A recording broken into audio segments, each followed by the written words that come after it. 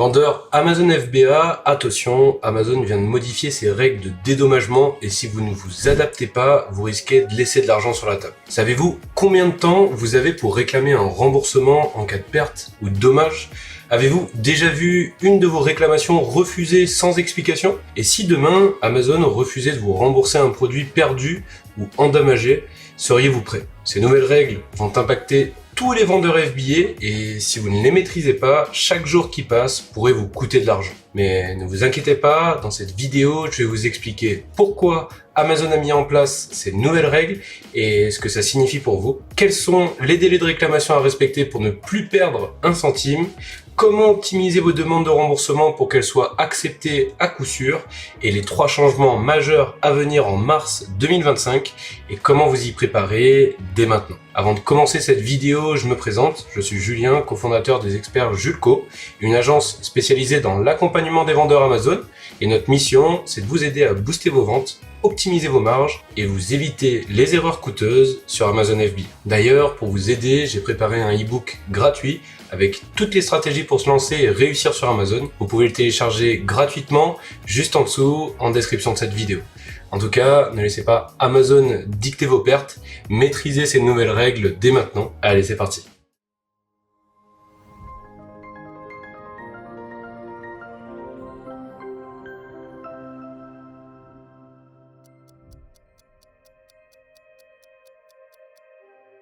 Pour entrer dans le vif du sujet, Amazon a récemment mis à jour ses règles concernant les délais de réclamation pour les remboursements et dédommagements liés aux produits vendus via son programme Amazon FBA. Ces changements impactent directement les vendeurs en imposant des délais précis pour signaler une anomalie et obtenir un remboursement en cas de perte ou de dommage de leurs produits. Alors, pourquoi Amazon a changé ses délais de réclamation? Eh bien, principalement pour 3 raisons. Premier point, la réduction des abus et des fraudes. Et oui, vous ne le savez peut-être pas, mais certains vendeurs déclaraient des pertes fictives ou tardives pour maximiser leur remboursement. Avec des délais stricts, Amazon peut mieux contrôler les demandes et éviter les abus. Deuxième point, l'accélération du traitement des demandes. Les délais clairs permettent de simplifier et d'accélérer les procédures de remboursement. Ça réduit le temps d'attente pour les vendeurs et améliore leur gestion financière. Et enfin, une meilleure organisation et suivi des stocks. En limitant la période de réclamation, Amazon incite les vendeurs à surveiller plus régulièrement leurs stocks et à agir rapidement en cas d'anomalie. Mais alors, quels sont les nouveaux délais de réclamation selon les types de pertes?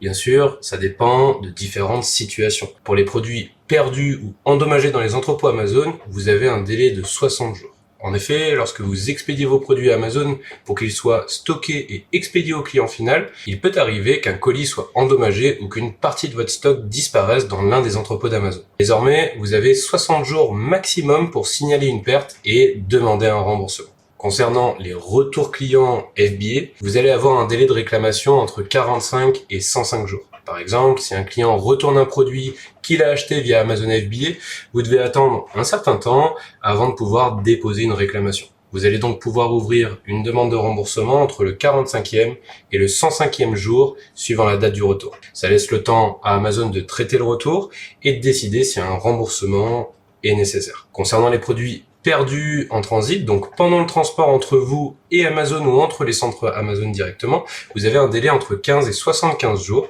Si un colis est perdu en cours de route, soit lorsqu'il est expédié vers un centre de distribution Amazon, soit lorsqu'il est transféré entre plusieurs centres Amazon, vous devez déposer une réclamation entre 15 et 75 jours après l'expédition. Et enfin, pour les autres réclamations, comme des erreurs de facturation, des prélèvements injustifiés, etc., vous avez un délai de réclamation de 60 jours. Si vous constatez une anomalie sur vos frais Amazon, comme un prélèvement incorrect ou une erreur de facturation, vous avez 60 jours pour soumettre une demande de correction et récupérer votre argent. Mais du coup, c'est bien beau tout ça, mais comment appliquer concrètement ces nouvelles règles? Prenons un exemple simple pour comprendre l'impact de ces délais. Vous envoyez 100 unités d'un produit à Amazon pour qu'il soit stocké et vendu par le FBA. Après réception, Amazon enregistre seulement 95 unités dans votre inventaire, ce qui signifie que 5 unités ont été perdues dans leur centre de distribution. Alors, que devez-vous faire? Vous consultez vos rapports d'inventaire dans le seller et constatez cette différence. Vous avez 60 jours max à partir de la date de réception de la marchandise pour ouvrir une réclamation.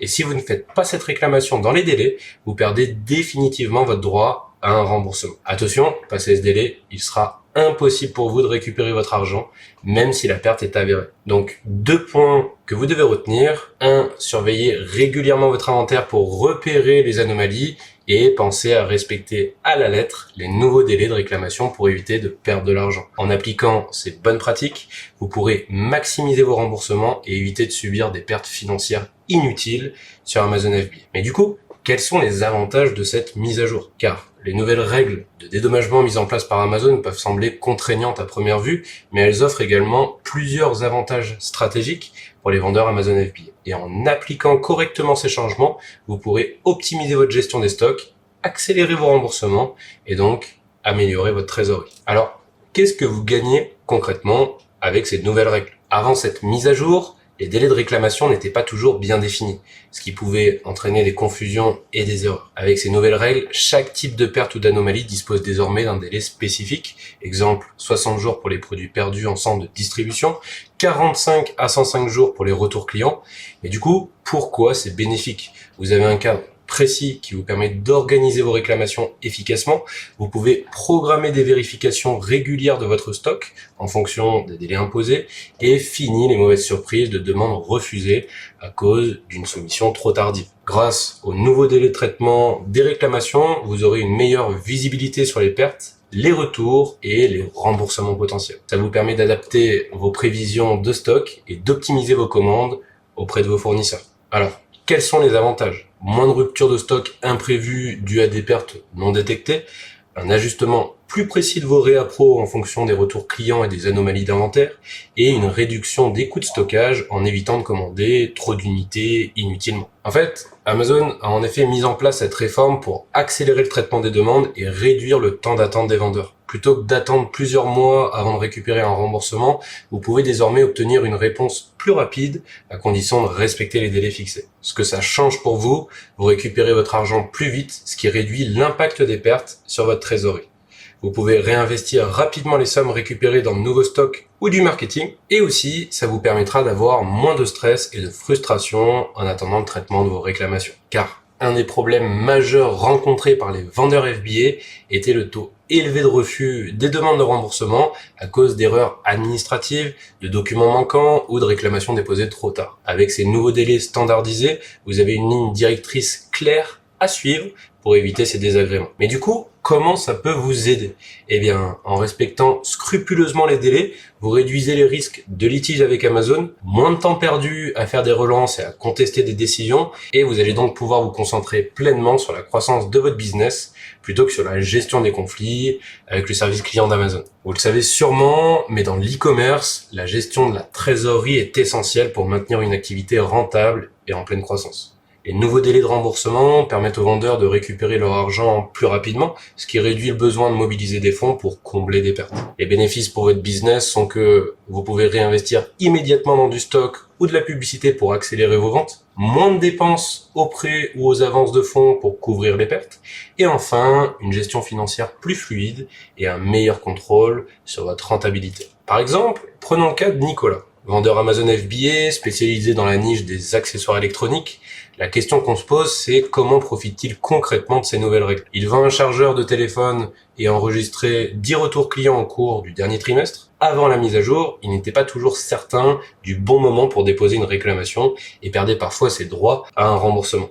Avec cette nouvelle règle, il sait maintenant qu'il doit attendre au moins 45 jours après un retour client et qu'il a jusqu'à 105 jours pour faire sa demande. Résultat, il a obtenu un remboursement intégral pour ses 10 produits retournés, lui permettant de réinvestir immédiatement dans du stock neuf et de continuer à vendre sans impacter sa trésorerie. En résumé, cette mise à jour vous permettra d'avoir des délais précis pour éviter les erreurs de gestion et garantir le remboursement des pertes, une meilleure gestion des stocks pour éviter les ruptures ou les surstocks, un remboursement plus rapide limitant l'impact des pertes sur votre activité, moins de litiges avec Amazon en respectant les délais et en fournissant les documents requis, et surtout une meilleure trésorerie permettant d'investir plus rapidement et d'arrêter de naviguer à vue. Comment optimiser vos réclamations de dédommagement? Si vous voulez récupérer chaque centime que vous devez et ne pas laisser Amazon garder votre argent, vous devez être méthodique et organisé. Les réclamations d'Amazon FBA suivent un processus bien défini et la moindre erreur ou un retard peut vous faire perdre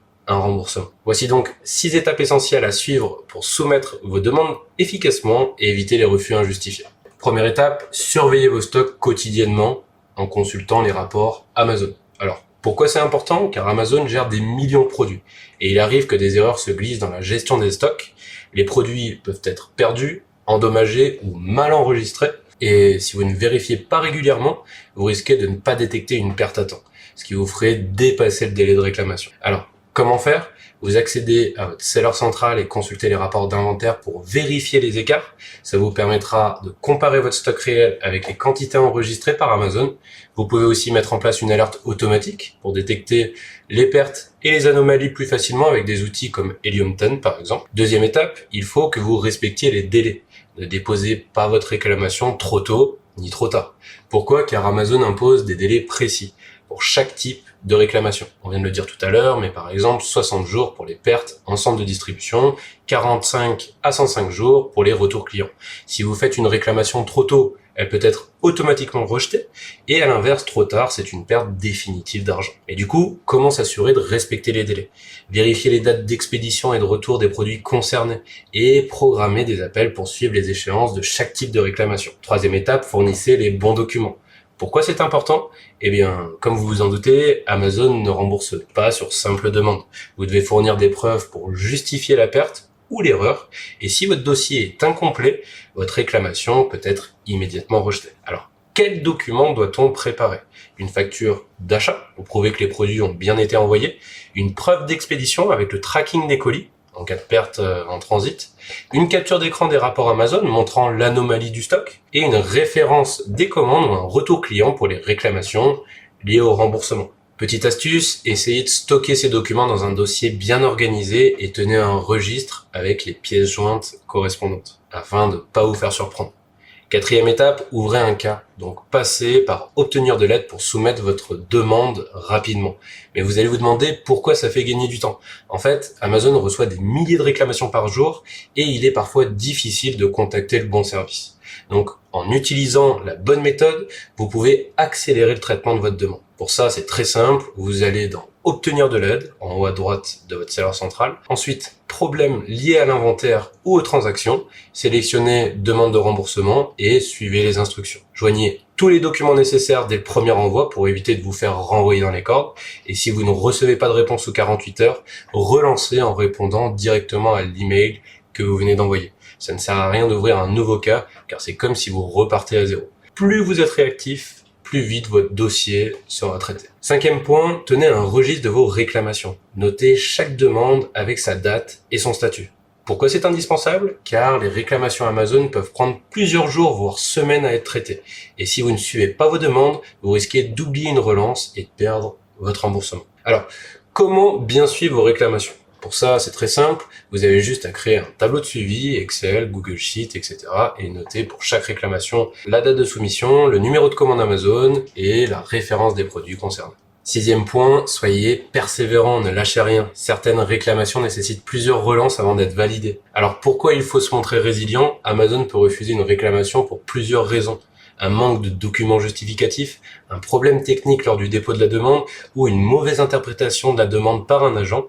Mais du coup, que faire si votre demande est refusée? Paniquez pas, relisez bien le motif du refus, répondez directement à l'email d'Amazon en expliquant pourquoi votre demande est légitime, fournissez à nouveau les documents si nécessaire et si, après plusieurs refus, votre demande est justifiée, ouvrez un cas auprès du support vendeur avancé. Il arrive que certaines réclamations soient acceptées après 2 ou 3 relances et la clé est de ne pas lâcher l'affaire tant que vous êtes dans votre bon droit. Bon nombre de vendeurs abandonnent dès le premier refus de remboursement d'Amazon et c'est une des raisons pour lesquelles on existe avec Jean. Pour conclure, ce que vous devez retenir pour optimiser vos réclamations, c'est vérifier régulièrement votre inventaire pour détecter les pertes, respectez les délais et soumettez vos réclamations ni trop tôt ni trop tard, fournissez des documents complets pour éviter les refus, utilisez le seller efficacement pour soumettre vos demandes sans perdre de temps, suivez vos réclamations dans un tableau et relancez si nécessaire, et surtout, ne lâchez rien, certaines demandes nécessitent plusieurs relances avant d'être validées. En appliquant ces conseils, vous récupérez un maximum d'argent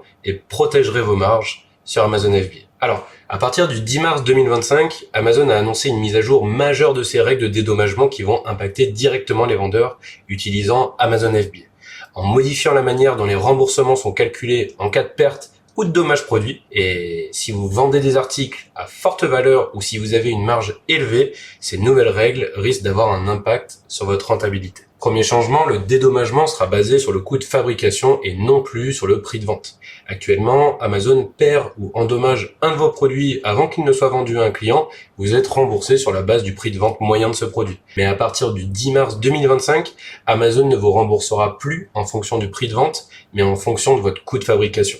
Donc, si vous appliquez une forte marge sur vos produits, ce changement va fortement réduire vos remboursements en cas de perte. Par exemple, vous vendez un produit 30 € sur Amazon, son coût de fabrication est de 10 €. Actuellement, si Amazon perd ce produit, vous êtes remboursé 30 €, mais après le 10 mars 2025, vous ne serez remboursé que de 10 €. En conséquence, si vous avez une forte rentabilité par produit, une perte devient un manque à gagner beaucoup plus important. Deuxième changement, c'est le plafonnement du montant de votre dédommagement à 2000 € par unité. Aujourd'hui, il n'y a pas de limite officielle au montant qu'Amazon peut vous rembourser pour un produit perdu ou endommagé avant la vente. Et encore une fois, à partir du 10 mars 2025, le remboursement sera plafonné à 2000 € par unité. Si vous vendez des produits haut de gamme dont le prix de vente dépasse 2000 €, vous ne serez plus remboursé qu'à hauteur de ce plafond, même si votre produit coûte beaucoup plus cher. Par exemple, vous vendez une petite montre à 3500 €, avec la mise à jour, si Amazon perd votre montre, vous êtes remboursé 3500 €. Mais après le 10 mars, vous ne serez remboursé que 2000 €, soit une perte de 1500 € par unité perdue. Conséquence numéro 2, ce plafond oblige les vendeurs de produits haut de gamme à revoir leur stratégie de stockage et de gestion des pertes. Troisième changement, qui est un lien avec le deuxième, c'est que vous allez être dans l'obligation de souscrire à une assurance pour les produits de plus de 2000 €. En effet, si vous vendez des produits dont la valeur est supérieure à 2000 €, vous devrez souscrire une assurance tierce pour couvrir la différence, car Amazon ne prendra plus en charge l'intégralité des pertes. En fait, Amazon se dégage de sa responsabilité sur les produits haut de gamme, forçant les vendeurs à prendre en charge eux-mêmes la protection de leur stock. Par exemple, vous vendez des ordis à 2500 €, Amazon limite son remboursement à 2000 € et donc, pour ne pas perdre les 500 € restants, vous devez souscrire une assurance tierce qui couvrira la différence en cas de perte ou de dommage. Du coup, cette assurance va ajouter un coût supplémentaire à votre activité et vous devez donc ajuster votre stratégie de tarification et vos marges pour absorber cette nouvelle dépense. Bien sûr, ces nouvelles règles auront un impact direct sur votre business si vous ne savez pas où vous mettez les pieds. Donc voici ce que vous devez absolument anticiper. Premier point, un risque de remboursement plus faible, surtout pour les produits à forte marge. Analysez vos coûts de fabrication et voyez comment ce changement va impacter vos remboursements. Évitez d'envoyer trop de stock à Amazon d'un coup pour limiter le risque de perte non rentable. Et surveillez votre inventaire régulièrement pour détecter toute anomalie et réclamer un remboursement rapide. Deuxième point, pensez à votre obligation de souscrire à une assurance pour les produits haut de gamme. Si vous vendez des produits à plus de 2000 €, commencez dès maintenant à chercher une assurance spécialisée pour couvrir vos stocks. Comparez les offres d'assurance et calculez bien évidemment l'impact sur votre rentabilité. Et envisagez de stocker vos produits haut de gamme dans un entrepôt externe, appelé aussi plateforme 3PL, plutôt que de les envoyer directement chez Amazon. Et enfin, troisième point, prévoyez une gestion plus stricte de votre inventaire pour minimiser les pertes. Ne surstockez pas vos produits dans les entrepôts Amazon et pensez à suivre votre inventaire quotidiennement. À titre d'exemple, si nous revenons sur un vendeur qui commercialise des montres à 3000 €, avant la mise à jour, Amazon rembourse 3000 € en cas de perte ou de dommage et il n'a pas besoin d'assurance supplémentaire. Après le 10 mars 2025, Amazon ne lui rembourse que 2000 €, soit une perte de 1000 € par montre. Il doit prendre une assurance pour couvrir la différence ou accepter cette perte. Et il doit réfléchir à une meilleure gestion des stocks pour minimiser ces risques. En conclusion, si vous vendez des produits haut de gamme, vous devez impérativement revoir votre stratégie pour ne pas subir de lourdes pertes financières. Pensez donc à réévaluer vos marges en tenant compte du remboursement basé sur le coût de fabrication. Si vous vendez des produits à plus de 2000 €, recherchez une assurance adaptée. Optimisez votre gestion d'inventaire pour minimiser les pertes potentielles et ne laissez pas trop de stock à Amazon, surtout pour les produits coûteux. En tout cas, ce que vous devez absolument retenir, c'est que les nouvelles règles de dédommagement d'Amazon FBA qui entreront en vigueur à partir du 10 mars prochain apportent des contraintes plus strictes, mais elles offrent aussi une meilleure gestion des remboursements et des délais plus clairs pour éviter les pertes financières. Si vous êtes un vendeur sur Amazon, ignorer ces changements pourrait vous coûter très cher. Il était donc important pour moi de vous faire cette vidéo, malgré une petite crève. Donc, pensez à adapter dès maintenant votre stratégie pour éviter de perdre de l'argent et optimiser votre rentabilité. Pensez à suivre vos stocks régulièrement et détecter les anomalies dès qu'elles apparaissent. Respectez scrupuleusement les délais de réclamation pour éviter de perdre vos remboursements. Prévoyez une assurance pour les produits de grande valeur à plus de 2000 €. Et si vous n'êtes pas encore vendeur sur Amazon, téléchargez notre guide gratuit en description de cette vidéo pour éviter les pièges et vous lancer dans l'aventure Amazon. Si cette vidéo vous a plu, je vous laisse liker, commenter et surtout activer la petite cloche pour vous abonner et suivre nos prochaines vidéos. On se dit à bientôt tout le monde et d'ici là, Amazon est bien.